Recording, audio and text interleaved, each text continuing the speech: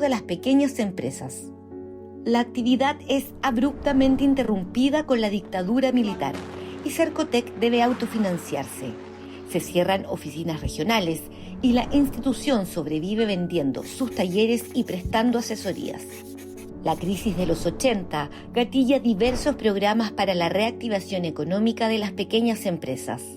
Con el retorno a la democracia en 1990, Cercotec vuelve a tener presupuesto regular, sus sedes se reabren y las iniciativas de apoyo se multiplican. Facilita la entrada de las pequeñas empresas al mundo digital con la instalación de infocentros y el portal Red Cercotec. Chile Emprende aborda el desarrollo económico local y nace el Capital Semilla, como apoyo a quienes dan sus primeros pasos en el emprendimiento.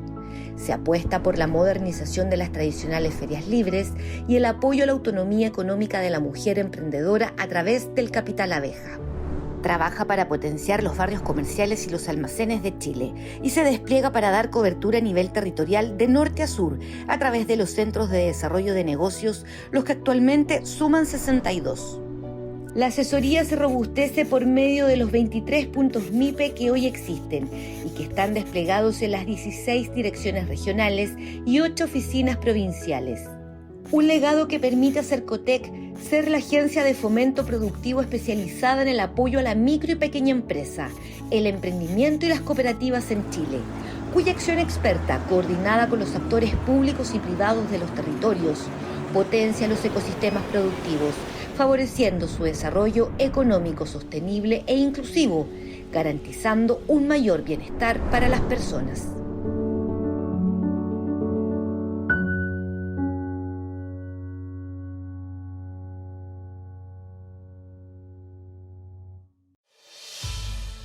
Basado en el esfuerzo, la constancia y el compromiso de las personas para aumentar la productividad y sostenibilidad de sus empresas y cooperativas, es que nace en junio del año 2014 el programa Desarrollo Empresarial en los Territorios, lo que actualmente conocemos como la Red de Centros de Desarrollo de Negocios del Servicio de Cooperación Técnica Cercotec. Una iniciativa que surge a partir del acuerdo suscrito entre los gobiernos de Chile y Estados Unidos en materia de promoción del emprendimiento y del crecimiento de las pequeñas y medianas empresas.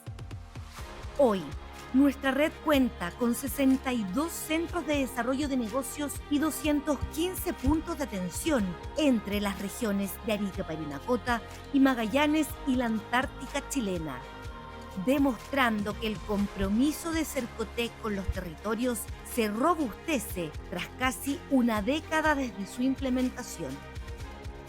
Un trabajo que ha sido posible gracias a la alianza público-privada y la academia, siendo esta última un pilar fundamental para la construcción de una sólida política pública que fortalezca la transferencia tecnológica en todo el país. Un programa que a partir de 2024, con miras a un país con futuro sostenible y siendo Cercotec la Agencia de Fomento Productivo de Chile, pondrá énfasis en generar impacto económico y sostenible en los territorios, fortaleciendo la asesoría personalizada y los modelos de atención, ejecutando de manera eficiente los recursos del Estado, dinamizando los ecosistemas locales de cada centro, robusteciendo las... Ustedes nos dan el vamos para poder empezar la transmisión a través de YouTube. ¿Estamos? Ahora sí. Bueno, primero que todo, muy buenos días, bienvenidos a todas y todos. Muchas gracias por estar aquí presentes y también le voy a hablar a la cámara, que es a través de este espacio donde estamos transmitiendo en YouTube en el marco de la conmemoración internacional del Día de la Mujer. Y quizás es de perogrullo decir esto, que no es una celebración, es una conmemoración. Desafíos sabemos que todavía existen y en ese sentido quisimos y quiero destacar a José Ignacio Flores de la Gerencia de Personas, para armar este espacio, esta conversación tan necesaria, para visibilizar muchas cosas. Y quisimos relevar al servicio y el aporte de cada uno de ustedes a nivel nacional de Cercotec y su aporte a la autonomía económica de las mujeres. Y eso al menos no significa solamente o no se traduce solamente en la adquisición de una autonomía en términos de dinero, sino en todo lo que eso impacta. Mujeres que también crían solas, que viven en espacios de violencia, etc. Una variedad de realidades en las que todos nosotros influimos. Así que, bueno, tras esa pequeña introducción, también siento mucho orgullo de contar en esta mesa con parte de la historia del Servicio de Cooperación Técnica. Así que quiero pedirles un aplauso para Lisette Enríquez, la primera gerenta general del Servicio de Cooperación Técnica, quien asumió en 1990.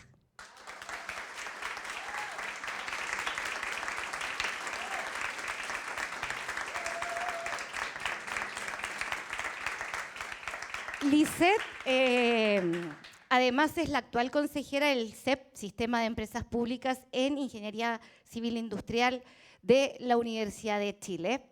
Y nos va a dar un marco histórico de lo que fue el servicio por esos años.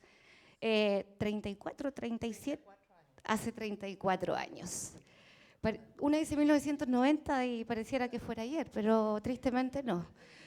Bueno, pero ese es otro tema. Para todos y todas. Bueno, también, por supuesto, un honor que lidera actualmente el servicio, María José Becerra Moro.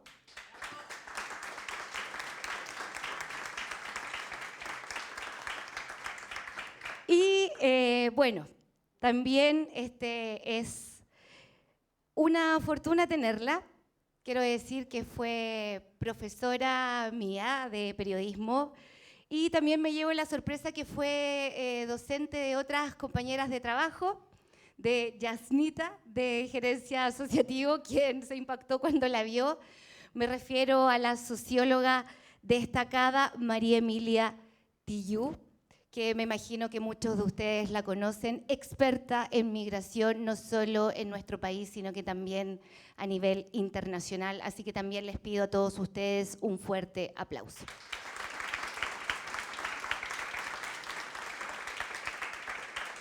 Y bueno, dejo el micrófono, Lisette, para que usted pueda partir este conversatorio. Bueno, buenos días a todos y a todas. Agradezco la invitación y la presentación. Es grato estar en una institución que es dirigida 34 años después por una mujer también, entonces es muy rico eso. Es cierto que fui la primera gerente general de Cercotec en una época muy compleja de este país, el tránsito de dictadura a democracia. Y también corresponde a un periodo en que los cargos de gerencia de primera línea se abrieron para mujeres. Llegamos a ser mitad-mitad, ¿ya? Fue algo bastante innovador para la época. No habían llegado a gerentas de área las mujeres en esta institución. Y eso comprueba que cuando una llega, llegan más. Por lo tanto, ténganlo presente. Y a propósito de eso, una anécdota. Digamos, había una persona, una ingeniero comercial muy buena en la gerencia financiera, que para todos los fines llevaba todo lo de la gerencia, pero era la segunda de a bordo. Y yo preguntaba, ¿por qué la Panchita no es gerenta? Y me decían, no, porque el marido es médico y gana mucho. ¿Cómo lo van hallando? Esa era la lógica del asunto. Y en ese tiempo después, Panchita fue una brillante gerenta financiera. También la gerenta de operaciones fue mujer y todo eso. Tener un equipo mixto de gerentes infundió a este servicio mucho dinamismo y creatividad. Yo soy una convencida, después de muchos años de profesión, como ustedes pueden ver, de que realmente los equipos mixtos son virtuosos. Ni tan cargados para puras mujeres, ni tan cargados para puros hombres. Los equipos balanceados son virtuosos. Y creo que ese fue un equipo muy innovativo y creativo, como ustedes van a poder ver en lo que voy a relatar después. Bueno, algo que señalé que fue un momento complejo, que estábamos con mucho compromiso por la llegada a la democracia, pero este servicio había sufrido bastante. Por lo menos yo recuerdo 4 ejecutados. Y hoy día quiero rendir homenaje especialmente a una mujer, que Alba Ojeda Grandón, que era la encargada de artesanía y que tenía 29 años, estaba embarazada, y que junto a su marido e hijastro fueron ejecutados en su casa. Yo hoy día, Día de la Mujer, digamos, mañana es Día de la Mujer, pero quiero traer a la memoria a Alba, digamos, como un símbolo de lo duro de esos años, digamos. Cuando llegué acá al servicio había gente de la CNI, es decir, que funcionaba aquí y se vivía soplonaje y todo eso, y hubo que desvincularlo llegando, digamos. Y también otra anécdota. El servicio en esa época daba crédito, y el Mamo Contreras era un deudor moroso.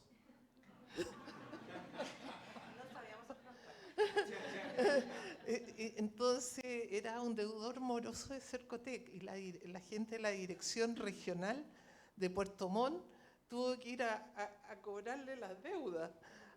Y estaba muerto de susto de ir, porque en el fondo tenía era un cuartel ese asunto.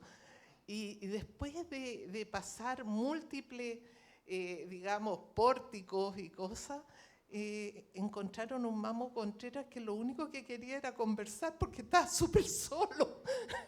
Entonces, digamos, funcionarios de Cercotec que iban muertos de miedo, se sintieron sumamente sorprendidos. No sé si cobraron el crédito finalmente, pero el tema fue que, para que ustedes vean la época en que vivíamos.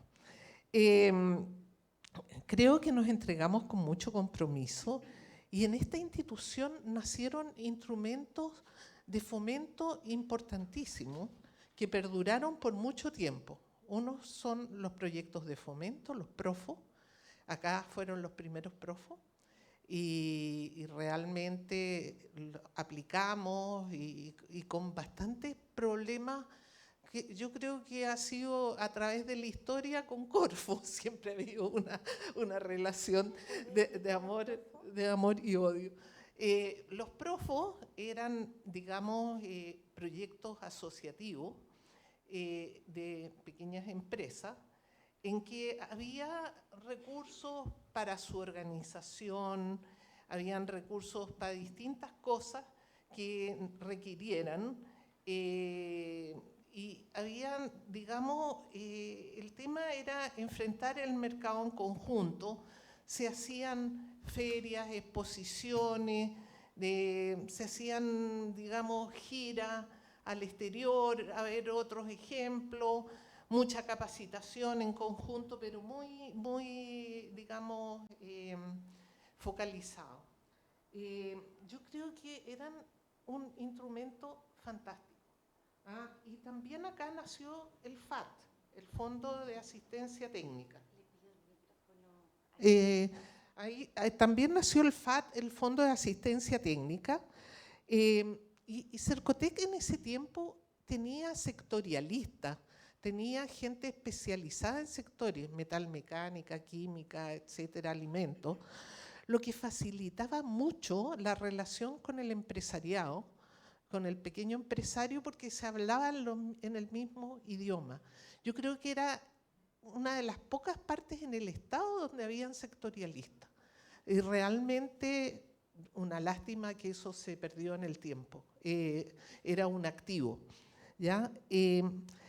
También tuvimos una muy estrecha relación con todos los municipios. Trabajábamos mucho con los municipios como que es la primera cara que tiene el empresario de contacto realmente con el Estado. Y nosotros teníamos una estrecha relación con los municipios y con los gremios. Y recuerdo, porque hacíamos obras de teatro, una obra de teatro era el municipio amistoso y la pyme. Y otra obra de teatro era cómo pasar de gato a tigre.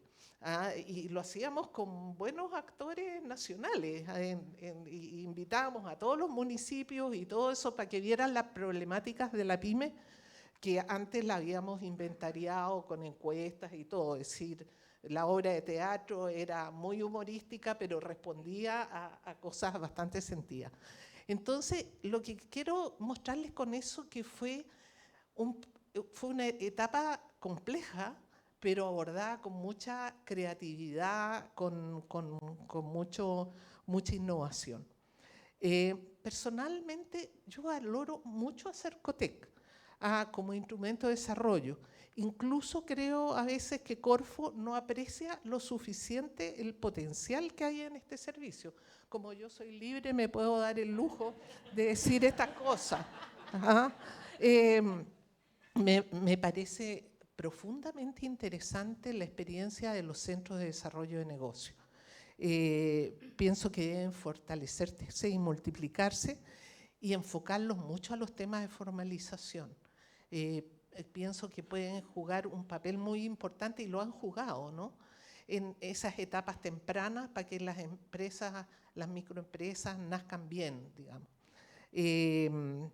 Y justamente estábamos hablando ahí de los migrantes. Yo creo que justamente hay todo un trabajo que hacer también por ese lado desde los centros. Este segmento de empresas requiere presencialidad, cercanía y permanencia en el tiempo en los apoyos.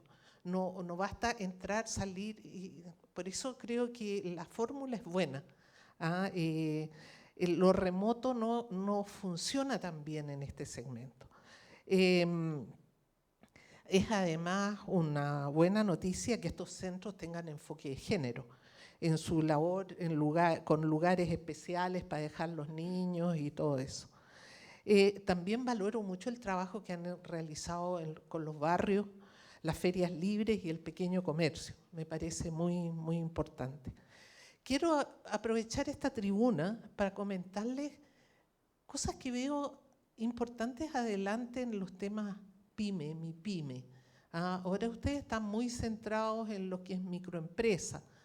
Antes el servicio estaba más centrado en lo que es pequeña y mediana. Bueno, se ha multiplicado mucho el tema de cuenta propia y todo eso, y creo que es un tema que hay que abordar muy en serio. ¿Cómo veo la acción fuerte en el tema de mi pyme, digamos? Me parece que Cercotec tiene que ser un vehículo muy importante en regiones, en el desarrollo de proveedores y de distribuidores en las cadenas productivas. No solo en las cadenas productivas exportadoras, como también para el mercado interno. No, en general yo no veo a las pequeñas empresas exportando directamente.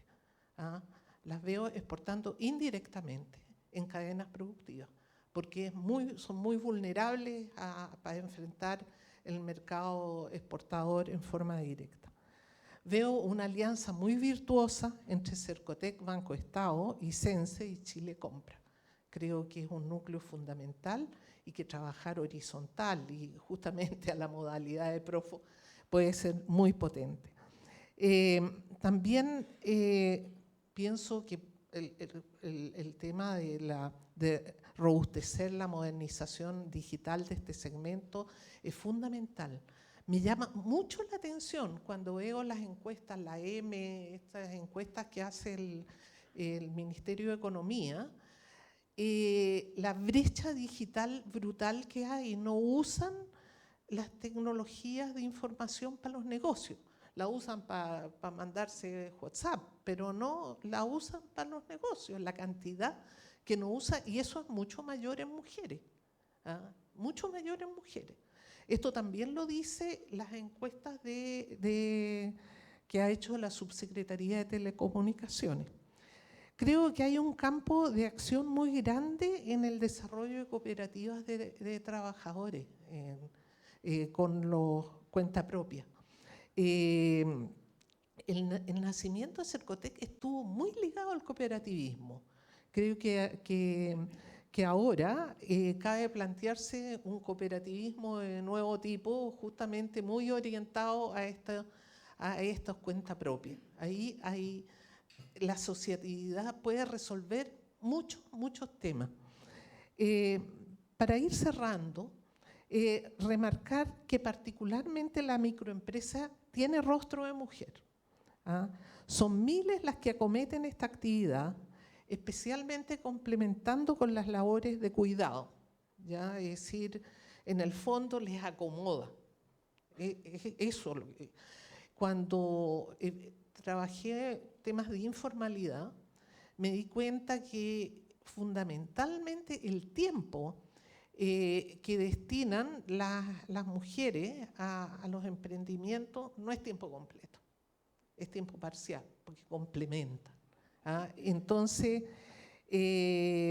pienso que si bien son emprendedoras natas, hay que apoyarlas mucho en su inserción en esta actividad.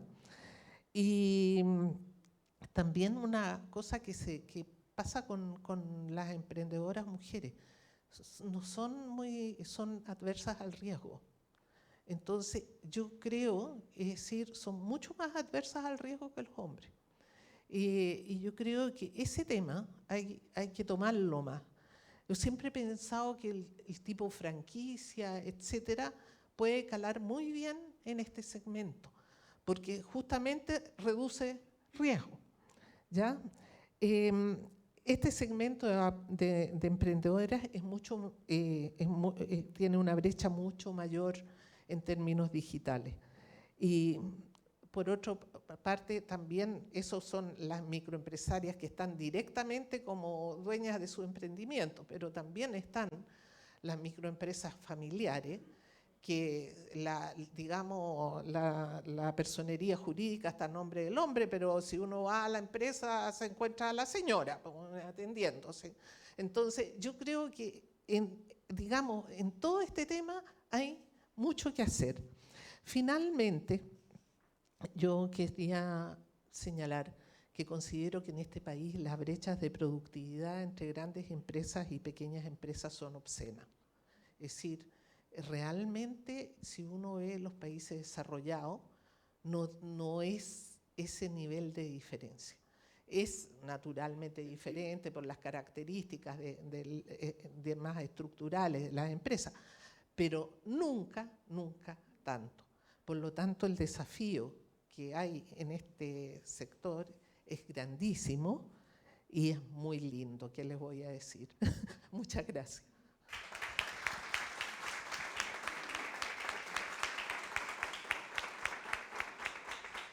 Tenemos tarea, anotado ahí. Bueno, por eso es importante revisar la historia, no solo para volver a recordar, sino que también para ver cómo se viene el futuro a corto, mediano y largo plazo, que es lo que también nos ha mandatado nuestra actual gerenta general. Y también hay otro tipo de desafíos a nivel nacional y también a nivel mundial respecto a las mujeres, que es en este marco que es en el que estamos conversando. Y dejo abierto el micrófono a la académica María Emilia Tillú. Y sí, profesora, está abierto el micrófono. Bueno, muy buenos días. Muchísimas gracias Es un honor compartir con ustedes hoy día, también en mi barrio, en este edificio hermoso que ha enfrentado tantos sismos, por ejemplo, y efectivamente en lo que mañana será esta conmemoración, como bien lo decía nuestra compañera, del Día Internacional de la Mujer. Una primera cosa es no olvidar que estas conmemoraciones responden a muchas luchas de las mujeres. Esto no ha sido gratuito, esto ha sido terrible. Y en realidad muchas veces se olvidan esas luchas de tantas épocas y de tanta gente que estuvo allí enfrentando sus destinos, ¿no? Entonces, es una primera cosa que me parece muy importante a tomar en cuenta para que no se nos desarme o no se desfigure lo que es este 8 de marzo. Lo segundo es efectivamente ver, escuchando a esta compañera que tiene una experiencia tan vasta acá, ¿no? De cuánto se puede hacer, ¿no? Con respecto a la mujer y sobre todo en lo que son las empresas, las pequeñas empresas y el trabajo que pueden llevar a cabo. En ese sentido, y antes de entrar más bien en el tema al que me quiero referir, quiero recordar también las luchas de las mujeres en el peor de los periodos que tuvimos acá y las luchas que siguieron, ¿no? Es también una alegría ver que eso está plasmado en los muros de este edificio, ¿no? Y que lamentablemente a lo mejor con el tiempo encontraremos más, ¿no? Que quedaron quizás en el olvido porque venían del campo, porque estaban en el mundo rural, porque estaban en sectores en que nadie dijo lo que habían hecho estas mujeres durante ese periodo tan tremendo de la dictadura. Entonces, a partir de allí, sí, estos últimos años yo me he interesado mucho en el fenómeno migratorio.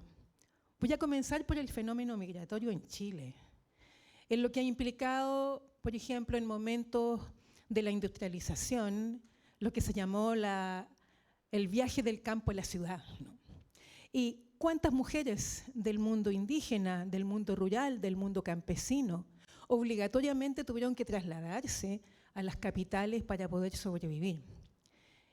Y bien sabemos que hay una de esas labores que yo siempre digo está funcionando con ese feo nombre de 4 letras, ¿no? En que implica lo que son las trabajadoras de casa particular. Yo siempre rindo un homenaje a esas compañeras porque nos encontramos con muchas de ellas que han sido madres en nuestras familias, abuelas en nuestras familias y que hasta el día de hoy no han sido consideradas en lo que llevan a cabo al interior del trabajo de otro hogar que no es el suyo, en abandonar los hijos, en criar los hijos de los demás, en no ser consideradas e incluso ser consideradas en algún momento como, comillas, parte de la familia, cierre de comillas, para luego ser dejadas a su suerte. Pienso que aquí hay también, estamos trabajando hoy día en un proyecto con mujeres organizadas en el Gualmapu. Nos encontramos con maravillosas mujeres que tienen una historia que contar y que lamentablemente, por distintas razones, no han sido consideradas. Y bueno, en tercer lugar, efectivamente hace ya bastantes años que estoy trabajando sobre la cuestión migratoria a nivel internacional, pero sobre todo sobre las migraciones internacionales en Chile y las migraciones contemporáneas. Primero decirles que el mundo se armó por las migraciones. El mundo entero implicó desplazamientos de personas, de familias, de grupos, de comunidades para poder sobrevivir, para buscar el agua, para buscar la comida, para poder instalarse y que siempre tenían por una u otra razón que huir porque había guerras, porque había persecuciones, porque había obligaciones y así se formó el mundo. Por lo tanto, las migraciones forman parte de la historia, si bien nunca se lo ha dicho de ese modo. Y en Chile las hemos tenido históricamente. No voy a ir a los periodos más antiguos que los antropólogos pueden tratar y que solamente podemos imaginar cuando nos miramos al espejo y buscamos por qué tenemos los ojos que tenemos, los rasgos que tenemos, los pómulos que tenemos, que nos parecemos a los asiáticos de repente, que vamos a Rapa Nui y la gente es distinta, ¿no? Que vamos al sur de Chile, a Chiloé, y la gente es distinta, que vamos a Utah o a Zapa y que la gente es distinta, y que tenemos además en nuestras venas pienso en un libro que sacaron colegas de la universidad, algo como un 45% de sangre indígena y un 4 o 5% de sangre negra. Entonces eso somos. Si nos miramos en esta sala y miramos el color de nuestros cabellos, nos podemos preguntar ¿quiénes somos? ¿Quiénes somos nosotros y nosotras, chilenas y chilenos? Si no nos hacemos esa pregunta, no podemos bajar a intentar comprender lo que le ocurre a las personas cuando tienen que emigrar obligatoriamente, o hemos tenido que emigrar obligatoriamente y somos mirados como si no fuéramos nada, inferiorizados, maltratados, ninguneados. Entonces, en ese contexto, efectivamente, tuvimos la colonización, ¿no? Y en un momento de muchas luchas a senegaleses en este país, pero además lucharon en primera línea por Chile y luego fueron perseguidos, fueron maltratados, y quienes vienen de Concepción deben conocer la historia de la Laguna de los Negros, donde efectivamente se les ahorcó porque se habían rebelado. Entonces, ¿qué ocurre además con el pueblo aucho-chileno en el norte? ¿Y por qué algunos tenemos o tienen los cabellos mucho más ondulados o más crespos? ¿De dónde viene eso, no? Vale la pena pensar en quiénes somos, estimados, estimadas, antes de entrar a lo que quiero decir. Y bueno, en los años 90, porque no voy a hablar de todas las migraciones que tuvimos, solamente me voy a referir rápidamente a que en el siglo XIX, principios del XX, cuando estaba conformando el Estado-Nación chileno, se fue a buscar Vicente Pérez Rosales en un librito que escribió que se llamaba Un ensayo sobre Chile, que lo escribió en francés, Un essai sur le Chili. Después lo tradujeron. Fue mandado por el gobierno de la época a buscar quiénes podrían venir de Europa, fundamentalmente alemanes y austrohúngaros, pero no cualquiera, a dos cosas: a poblar los territorios del sur, y lo segundo, que es lo más terrible, a mejorar la raza. Había que blanquearse, teníamos que blanquearnos, teníamos que parecernos a ellos. Cuidado que no fueron todos los europeos, porque los italianos que llegaron la pasaron muy mal. Algunos franceses también y algunos españoles, sobre todo cuando tenían ideas anarquistas. Ahí hubo otra migración. Y después vinieron sirios, vinieron palestinos, vinieron chinos que trabajaron como esclavos en el norte en las minas y murieron del peor modo. Y llegaron las migraciones internacionales. Año 90, en un momento en que Chile se presentó al mundo como el jaguar, recordémonos, como un país políticamente y económicamente muy seguro. Hasta el día de hoy nos dicen cuando viajamos que efectivamente Chile es un país rico.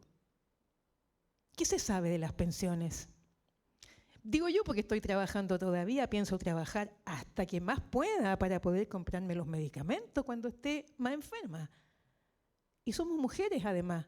Por lo tanto, el tratamiento en la salud, con todo el proceso de privatización que hizo Pinochet, nos deja en los peores lugares. Cuando estamos embarazadas, cuando envejecemos, y cada vez, ¿no?, todo se vuelve más y más caro. Entonces no podemos olvidar la huella de la dictadura en nuestra manera de vivir, en nuestra cotidianidad, en la salud, en la educación. Yo estudié en una universidad pública gratuitamente en los años 70. Mis primeros estudios, filosofía, jamás pagué un peso. Y yo les digo a mis estudiantes, no pagamos nada. Era la Universidad de Chile. Yo diría hoy día una universidad pública y carísima. Esa es la realidad. Y bueno, llegaron los migrantes en los 90. Primero llegaron los argentinos en un momento de crisis, recuérdense del corralito. Pero a los argentinos nadie los considera migrantes, porque cuando decimos migrante, decimos algo negativo. Y decimos 7 países: Perú, Bolivia, Ecuador, República Dominicana, Colombia, Haití, y una inmigración que jamás imaginamos que iba a llegar, que era la migración venezolana. Un país que nos recibió después del golpe y donde vivieron miles de chilenos. Y bueno, llegaron nuestros vecinos. Llegaron quienes vivían al otro lado de la frontera. No llegaron de Europa ni de Estados Unidos y nunca nos hemos querido parecer a nosotros mismos. Porque la Constitución del Estado chileno se armó mirando el progreso y mirando el mundo blanco y mirando a Europa. Por eso siempre queremos tener algún pariente por acá o por allá que venga de Europa para poder contarlo. Y bueno, vuelva de nuevo a eso de lo que somos. Entonces, después la historia ustedes la conocen. Hoy día la manera en que se trata la migración venezolana es la peor, ¿no? Se le pone nombres, sobrenombres, se les insulta. Toda migración trae consigo o lleva consigo siempre delincuencia, como chilena también, afuera. Pero aquí yo no vengo a hablar de algo que tienen que hacer las policías, sino fundamentalmente de esa migración que logró durante la pandemia mantenernos en vida, mantenernos a salvo, limpiar las calles, limpiar los lugares, atendernos, llevarnos la comida, llevarnos los medicamentos. Y en ese campo, las mujeres migrantes, ¿no?, viven del peor modo. ¿Por qué? Porque hay algo en Chile que yo sé que a mucha gente no le gusta que yo lo diga, pero lo digo hace muchos años, hay mucho racismo en este país. Se habla de xenofobia, pero no es la xenofobia. La xenofobia es el miedo al otro. El racismo es un sistema de dominación que hace que nada quede fuera de ese sistema. Ni la manera de hablar, ni la manera de caminar, ni la manera de criar. Se supone que las haitianas crían mal a sus hijos, que las venezolanas no saben educarlos bien, que no sé cuánto. ¿Cómo los criamos nosotros? ¿Qué tenemos nosotros de tan particular para criarlos también? Y efectivamente ahí vemos en el campo de la salud, de la educación y de la cultura que hay mucho maltrato. Entonces, yo pienso que es importante reflexionar en qué tenemos. Además, vamos viendo las cifras, yo no las traje hoy día, pero son muchísimas, del aporte que trae consigo la migración a este país. En impuestos, en visas, en trabajo y además de una mano de obra que está, por ejemplo, a nivel del mundo agrícola, de norte a sur. La mano de obra es principalmente mano de obra migrante irregular. Eso es lo que les interesa a los dueños de la tierra y a los dueños de muchas empresas, porque no hay nada más cómodo que tener a alguien irregular para poder echarlo, intercambiarlo y hacerle muchísimo daño, entre otras cosas, y donde yo también he trabajado y trabajo en el Ministerio Público, en lo que es la trata laboral de migrantes hoy día en Chile, y donde ustedes vayan, el Valle del Elqui, el Valle de Azapa, el Valle del Maule o cualquiera de los valles donde hay trabajo agrícola, la mano de obra es principalmente mano de obra migrante y de mujeres chilenas y sobre todo de mujeres de tercera edad trabajando en esas condiciones. En ese mundo estamos todas juntas, ¿no? No hay mucha diferencia. Y yo quiero relevar, trabajo mucho con las ollas comunes, en que son las vecinas de las ollas comunes, de algunas con las que trabajo hace muchos años, que me dicen, aquí no hay migrantes, aquí hay vecinas. Y hay vecinas que además tenemos la suerte de tener en nuestra olla común comida internacional. Porque resulta que un día es de un país, el otro de otro, y qué sé yo. Estamos con personas que tienen a veces escasamente cuarto básico. ¿Cuánta sabiduría en las mujeres de nuestro pueblo? ¿Cuánto conocimiento no considerado? ¿Cuánta profesora trabajando en el mundo rural donde en una sala tienen 5 o 6 clases? ¿Cuándo se les ha llamado para que den un curso, para que expliquen cómo actuar y cómo arreglársela cuando estamos frente a chicos y a chicas a los que no se comprende mucho tampoco? Entonces, en definitiva, pienso que hoy día la migración es un aporte.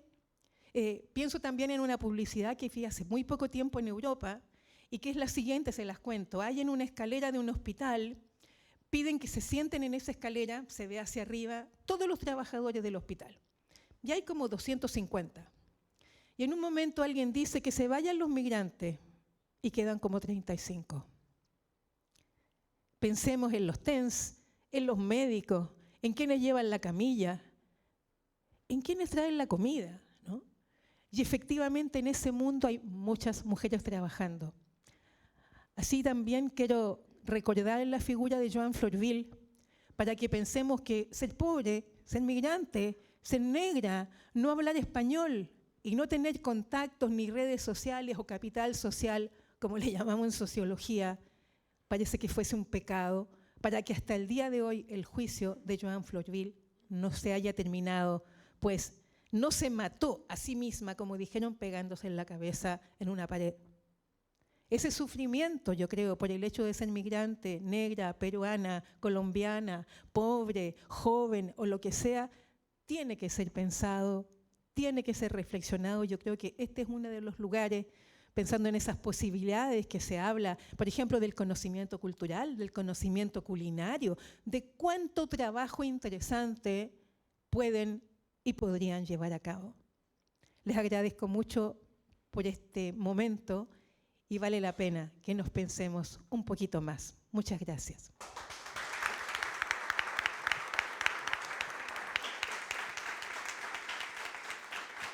Muchas gracias, María Emilia. Uno inmediatamente queda incluso emocionado, reflexionando. Y respecto al caso de esta mujer haitiana que usted menciona, lo recojo como periodista, porque uno que ha trabajado en medios, yo vi despachos de colegas y era realmente impactante el juicio que se hacía desde antes de saber lo que realmente había pasado. Entonces, además, se lucha también contra eso. Bueno, y ahora vamos a dejar la palabra a nuestra actual gerenta general, María José Becerra Moro, que ha anotado ahí, como siempre, cada palabra, cada cosa que me imagino querrá desarrollar en este espacio de reflexión para compartir entre todas y todos. Hola, muy buenos días a todas y todos. Sobre todo a nuestras 171, voy a hablar a esa cámara, 171 trabajadoras de Cercotec, que parte de ellas están hoy día presencialmente y también parte más importante está distribuida en todas las regiones de Chile. Comentarles que conmemorar el Día Internacional de la Mujer en nuestro servicio significaba esto. Nos es muy importante identificar el qué somos, quiénes somos. Y por eso a mí me honra y cambié todo lo que tenía preparado para decir, porque en virtud de este honor, estar flanqueada por nuestra primera gerenta general de Cercotec, que nos habla de la historia, que nos habla del cómo en una época muy difícil, en la cual ni siquiera había la visibilización de las pequeñas empresas en Chile. El Estatuto PYME llegó muchos años después, el 2008-2009. Por tanto, la labor que tiene Lisette Enríquez en estar a cargo, siendo mujer, permítanme relevar eso, en un mundo donde hoy día las gerencias generales de mujeres son un 16%. Dudo que el año 90 haya sido el porcentaje mayor que eso. En donde se estaba construyendo una nueva gobernanza democrática y donde el concepto de empresa se hablaba, bueno, se dejó hablar de industria, pero se hablaba de empresa, pero seguíamos hablando de las grandes empresas y no había una visibilización de la empresa de la que nosotros construimos, ayudamos a formalizar, ayudamos a escalar y ayudamos a internacionalizar. Por tanto, tener acá a mi brazo derecho a Lisette es muy relevante para conformar el que somos. Y a mi lado izquierdo, a esta tremenda socióloga, nos permite, María Emilia, nos permite efectivamente situarnos desde el presente, pero con una mirada absoluta hacia el presente, pero claramente hacia el futuro. Quisimos definir el tema de la migración por un elemento que nos parece central. La migración está en las políticas públicas chilenas, pero necesariamente requerimos una visibilización mucho más rápida con un enfoque transversal en las políticas públicas. Porque claramente cuando asume nuestra gerenta general, el tema del género, al igual que las pymes, era absolutamente invisibilizado. Como efectivamente hoy día se avanza, y así lo ha hecho el Estado de Chile, se transforma en políticas públicas, en políticas de Estado, en materia de migración. Pero estamos al debe. En género seguimos al debe, pero menos. Entonces, unir y expresar esta síntesis a mí me parece muy relevante y me honra hacerla. En un día que es muy importante, no solamente para las mujeres y los hombres, también para los hombres, y les voy a explicar por qué, y también esto es muy importante para la economía nacional. Porque cuando decimos que seguimos con un 50% de participación laboral femenina versus un 71% que tienen los hombres, no solamente estamos hablando de aspirar a la autonomía económica progresiva de las mujeres, no estamos hablando solamente de ese énfasis ético necesario para desarrollar todas las potencialidades individuales, también colectivos, sino que estamos hablando también necesariamente de elementos de productividad. Cuando dejamos a ese delta, hablemos de la brecha, ese 20% que no está en el mercado laboral, estamos diciendo que estamos perdiendo talentos para poder desarrollar este país. Y ahí es donde efectivamente, cuando decimos que los salarios siguen siendo en desigualdad una diferencia de 13, 15%, pero bueno, no supera el 20%, pero no baja del 12%. Estamos hablando de una desigualdad que es estructural. Cuando estamos diciendo que tantas cosas, que el 50%, déjenme irme a la cifra, el 70% de las mujeres microemprendedoras no genera ganancias mayores al salario mínimo versus un 40% que hacen sus pares hombres. Cuando decimos que el 58,4% emprende por necesidad. Cuando el 62,3% de las microemprendedoras desarrollan una actividad informal. Qué importante ahí se hace nuestro capital abeja, ¿cierto? Y cuando un 52,2% de las mujeres trabajan dentro de su vivienda. Por cierto que nos hace sentido que el programa Almacenes, un 68% sean beneficiarias y no beneficiarios. ¿Cómo logramos y cómo vamos avanzando en que esa autonomía económica se haga palpable, se haga plausible? Porque esa autonomía significa que podamos dividir el trabajo doméstico. Y esto da lo mismo qué grado de desarrollo profesional uno tiene. Siempre es el mismo, lo sabemos, ¿cierto? Da lo mismo si uno tiene hijos o no. El trabajo doméstico y de reproducción de la vida sigue estando en nosotras. Por tanto, el rol de Cercotec, entendiendo que este análisis es del qué somos, a dónde vamos, y que las políticas públicas en organismos como este, que nos permiten un poco más de flexibilidad para ir co-creando esas políticas públicas, déjenme decirlo, pucha que es relevante, en el sentido de que este Cercotec puede identificar que en su línea estratégica el género es un eje estratégico y queda establecido. Cuando pudimos establecer que la asociatividad y el cooperativismo es un eje estratégico. Y ustedes van a decir, ¿cuál es la relación con el género? Por supuesto que tiene relación. Al tener empresas más democráticas, al tener empresas cooperativas en las cuales por ley están identificados que tienen que haber paridad en sus órganos decisionales, estamos hablando que la democracia económica se hace palpable. Por eso también hablamos de asociatividad y cooperativismo. Qué importante cuando definimos que el enfoque de género, y voy terminando, gerenta, cuando decimos que el enfoque de género tiene que teñir a nuestras políticas, qué importante fue cuando en las ferias libres pudimos cambiar y reestructurar nuestras bases para decir que las mujeres en las ferias libres son vitales porque crían en las ferias. Y qué vital fue crear el Fondo de Ferias Libres, porque antes las ferias libres estaban tan invisibilizadas como las pymes, como las mujeres, como los migrantes. Y son vitales porque son instituciones que cada familia lleva alrededor de 35 años en su feria. De verdad que esas mujeres han educado a sus hijos en la feria.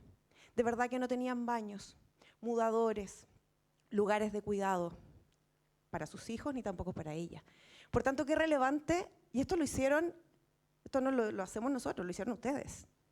Sus discusiones, miro a la cámara, en regiones, los equipos técnicos, los equipos de nivel central. ¿Cuánto habrá aportado nuestros trabajadores y trabajadoras de puntos MIPES también en las discusiones? Nuestros trabajadores y trabajadoras indirectos, pero Cercotino igual, de los centros de desarrollo de negocios. Por tanto, con esto, darle las gracias, porque la construcción de este enfoque de género es una construcción que se va haciendo claramente a través de la historia.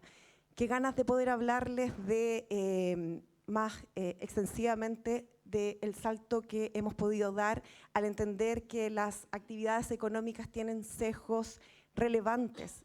Por eso, Capital Pioneras, que lanzamos el año pasado y que este año trae muchas buenas noticias, porque de un piloto en algunas regiones pasa a ser un programa importante para la institución, en el cual vamos a corregir las brechas de las actividades económicas, donde predominantemente fueron masculinizadas y donde todas las estadísticas nos señalaban que en esas faenas o en esa actividad económica se gana más salario.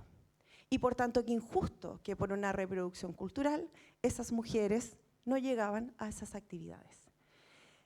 Qué importante lo que plantea Lisette, con esto cierro, cuando nos hablaba de los FAT, de los escalamientos. Hay tanto prejuicio económico, también desde nuestro segmento, hablo como economista, de cuánto puede escalar una pyme, cuánto puede escalar una empresa de mujer u hombre, pero claramente, y así también nuestros datos lo señalan, a las mujeres que son y se convierten en empresarias, primero, avanzan en su autonomía económica, 2, generan trabajo decente, 3, tienen oportunidades de ir escalando nuestros programas pymes globales, de redes y tantos otros. Nuestra escuela de mujeres en los centros de desarrollo de negocios. Por tanto, este es un tema ni siquiera base de igualación de oportunidades para avanzar a que tengamos igualación de resultados. Por un tema ético, pero también por un tema productivo. Gracias.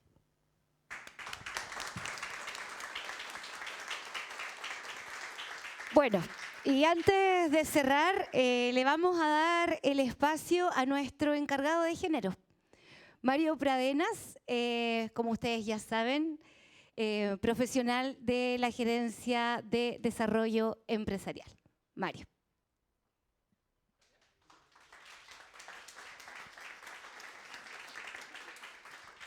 Hola, buenos días a todos, a todas. Es un poco difícil quizás explicar o hablar después de la impecable presentación de todas las expositoras. Pero quería agradecer primero la posibilidad de haber hecho este conversatorio, habernos tomado la pausa de poder reflexionar un poquito sobre las temáticas que hoy día se conversaron. Y el objetivo de mí, o lo que les quiero conversar principalmente, es sobre algunos avances que ha tenido el servicio en temas de género, específicamente respecto al PMG que tiene el mismo nombre. Voy a pasar a revisar algunos elementos que es necesario describirlos exhaustivamente. Un ejemplo concreto de este avance es la elaboración y distribución de un manual con lineamientos orientadores para la construcción de procedimientos contra el maltrato y acoso laboral y sexual, que yo creo que algunos de ustedes han escuchado la sigla MALS dentro del servicio. Asegurando que, por ejemplo, nuestros agentes operadores y puntos de atención cuenten con directrices claras en materia de equidad y prevención de violencia de género. Esto se traduce que en un 93% de los agentes operadores de nuestros centros de negocios y un 52% de los agentes operadores de Cercotec han implementado protocolos MALS, lo que refuerza la seguridad y bienestar de sus trabajadoras y trabajadores. Otro hito importante, que también comentaba la gerenta, es la implementación del programa piloto Pioneras, que el año pasado se realizó en Coquimbo, Valparaíso y Los Lagos. Este programa anteriormente se conocía como rubros masculinizados, que en este caso busca abrir camino a mujeres en sectores donde tradicionalmente han tenido menos presencia, generando más oportunidades para su desarrollo y su liderazgo. En las convocatorias de los programas hemos incorporado factores de discriminación positiva para aumentar las posibilidades de éxito de las mujeres en sus postulaciones. Esto esto ha dado frutos. En el programa de formación empresarial, el 52,7% de los participantes fueron mujeres. Además, más de 12.800 empresas lideradas por mujeres han recibido asesoría de nuestros centros de negocios y casi 300.000 mujeres han sido capacitadas en estos espacios, representando casi el 60% del total de los participantes. El impacto de nuestro trabajo como Cercotec también se ha reflejado en la Escuela de Fortalecimiento Empresarial Femenino, donde el 57,8% de quienes se inscriben y terminan el programa son mujeres. Asimismo, en las organizaciones jurídicas de los barrios comerciales, la representación femenina ha alcanzado un 56,7%, lo que demuestra un crecimiento sostenido de las mujeres en los espacios de toma de decisiones. Por otra parte, desde el año 2024, Cercotec ha trabajado en una mesa intersectorial de apoyo a la autonomía económica de las mujeres. En este sentido, se busca implementar iniciativas que promuevan la autonomía económica de las mujeres, como digo, con un enfoque especial en la ruralidad y contra la violencia de género, reafirmando nuestro compromiso con la equidad y el desarrollo de más y mejores oportunidades para las mujeres emprendedoras y también empresarias del país. Finalmente, me gustaría rescatar que todas estas actividades fueron realizadas gracias al desarrollo y el aporte de cada uno de los trabajadores y trabajadoras del servicio, independiente de las gerencias, unidades o espacios donde estamos desarrollándonos. Así que muchas gracias.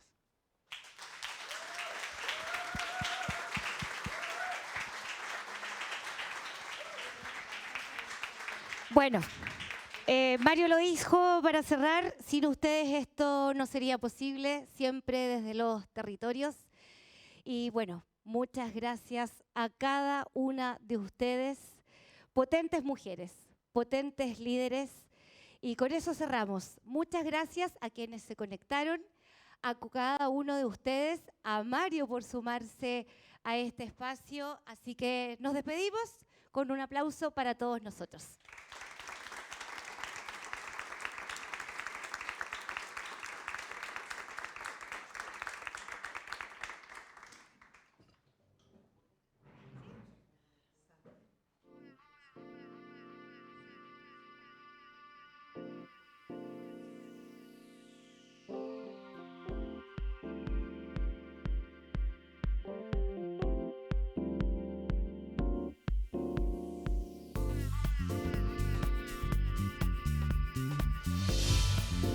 Basado en el esfuerzo, la constancia y el compromiso de las personas para aumentar la productividad y sostenibilidad de sus empresas y cooperativas, es que nace en junio del año 2014 el programa Desarrollo Empresarial en los Territorios, lo que actualmente conocemos como la Red de Centros de Desarrollo de Negocios del Servicio de Cooperativas.